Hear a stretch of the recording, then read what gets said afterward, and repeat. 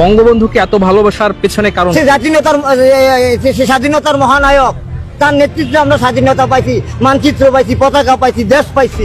আমরা পরাধীন ছিলাম। এই দেশের পূর্বের ইতিহাস গাইটা দেখেন, আমাদের দেশের নাম কইতাম পারছি না। আমরা ব্রিটিশের অধীন ছিলাম, ভারতের অধীন ছিলাম, পাকিস্তানের গোলাম ছিলাম। শেখ হাসিনা বিচার করলে, শেখ হাসিনা দোষ করলে তার বিচার হইব। এই জন্য জাতির একটা ইতিহাস মুচ্ছা দেওয়ান, প্রত্যেকটা জাতির একটা নিজস্ব ইতিহাস আছে। বাঙালি জাতির ইতিহাস ধানমন্ডি 32 বঙ্গবন্ধুর এই বাসভবন, এটারে একবারে পুরা ছাই কইরা দেওয়া, এটা একটা অমানবিক কাজ। বিশ্বের কোথায় এরকম, এটা কোন বিবেকবান মানুষ এই কাজটা মাইনা নেওয়ার মতো না। এটা একবারে, এটা পূর্বের থেকে পরিকল্পিত ছিল যে এটা একবারে পুরা ছাই কইরা দেওয়া।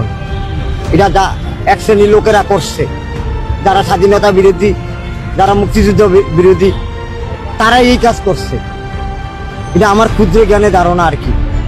নাইলে এইভাবে এরকম একটা জাতির ইতিহাস একবারে চিরতরে মুচ্ছা লাওয়ার, পার্টি অফিস যা কিছু আছে, বঙ্গবন্ধু যা কিছু আছে একবার বুঝা ছাই কইরা দিচ্ছে এই দেশে। এটা কি কোনো মানুষের কাজ?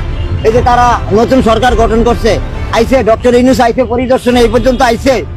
ওনার আসার উচিত ছিল,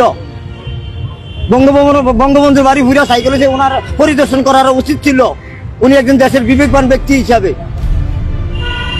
একজন সচেতন ব্যক্তি হিসাবে, এবং তিনি তত্ত্বাবধায়কের প্রধান হয়েছে, তিনি আইসে এখানে পরিদর্শন করার দরকার ছিল। এটার করার দরকার ছিল, প্রস্তাব জানানোর দরকার ছিল, নিন্দা জানানোর দরকার ছিল। এটা নগদ তদন্ত কমিটি গঠন করার দরকার ছিল। যেটা কারা করলো? শেখ হাসিনা বিচার করলে, শেখ হাসিনা দোষ করলে তার বিচার হইব। এই জন্য জাতির একটা ইতিহাস মুচ্ছা দেওয়া, স্বাধীনতার মহানায়ক। পৃথিবীর কোনো মানুষ এটা বলতে পারবে না যে বঙ্গবন্ধু স্বাধীনতার মহানায়ক। দেখি কেউ ভুলবার মতো নেই। দেশ চিরদিন এই মাটি আকাশ বাতাস যতদিন থাকবে ততদিন বঙ্গবন্ধুর নাম থাকবে।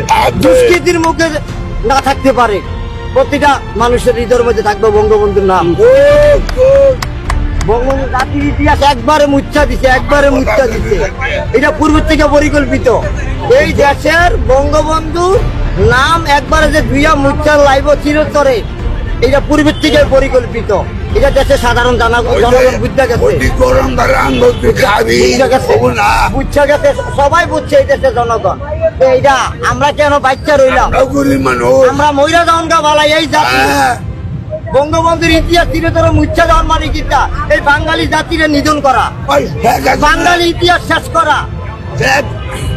বঙ্গবন্ধুর নাম যে রাখবো না, এইটাই বারে বারে এইটাই মনের থেকে গুসা ওড়ে যে বঙ্গবন্ধুর নাম এই দেশে চিরতরে মুচ্ছা দিচ্ছে। এই দেশে রাখতো না।